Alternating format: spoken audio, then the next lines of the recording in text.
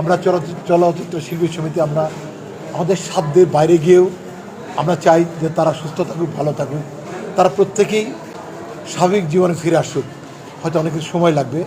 আমি দেখলাম একজনের গায়েই অন্তত হাজার হাজার স্প্রিন্টার, এই স্প্রিন্টার রিমুভ করা যাবে না, পারবে না কোনোভাবেই। সারা জীবন এটা বহন করে তাকে বেঁচে থাকতে হবে। আমি গভীরভাবে শ্রদ্ধা জানাচ্ছি যারা জীবন হারিয়েছেন, যাদের জীবনের বিনিময়ে এই নতুন স্বাধীনতা অর্জন হয়েছে। আজকে আমরা ঢাকা মেডিকেলে আসছি, আসার পর বিভিন্নভাবে আন্দোলনে যে সমস্ত স্টুডেন্ট, আন্দোলনকারী, পেশাজীবী, কর্মজীবী বিভিন্ন মানুষ আহত হয়েছে। এগুলি মর্মান্তিক, অমানবিক।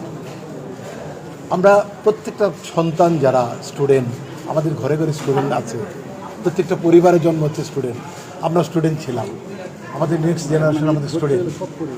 সব জেনে শুনেও কেন এইভাবে নিজেদের পায়ে নিজেরাই কুড়াল মেরেছি? আমার কাছে মনে হয়েছে যে যারা এই আচরণ দেখিয়েছে, যারা এইভাবে নিষ্ঠুরভাবে মানুষের জীবন বিপন্ন করেছে, তাদের শাস্তি হওয়া প্রয়োজন।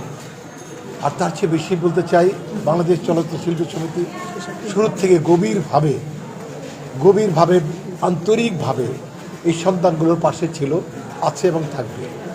আমরা চলচ্চিত্র শিল্পী সমিতি আমরা আমাদের সাধ্যের বাইরে গিয়েও আমরা চাই যে তারা সুস্থ থাকুক, ভালো থাকুক, তারা প্রত্যেকেই স্বাভাবিক জীবনে ফিরে আসুক। হয়তো অনেক সময় লাগবে। আমি দেখলাম একজনের গায়েই অন্তত হাজার হাজার স্প্রিন্টার, এই স্প্রিন্টার রিমুভ করা যাবে না, পারবে না কোনোভাবেই। সারা জীবন এটা বহন করে তাকে বেঁচে থাকতে হবে। তো এই কষ্ট, এই যে লাঞ্ছনা, এই যে তার পরিবার যেখানে গেছে, একটা রিক্সাওয়ালা আছে এখানে দেখলাম, তার পরিবার নির্ভর করে তার উপরে, তার পরিবার চালাচ্ছে এই যে ওনারাই চালাচ্ছেন পরিবারকে, খাবার টাবার। তারা সেদিনে তাকে নামতে হয়েছিল পরিবারের খুঁজে, খাবার খুঁজে। তো আমরা চলচ্চিত্র শিল্পী সমিতি আমরা সব সময় চাই এরকম অনাকাঙ্ক্ষিত ঘটনা না ঘটুক দেশে।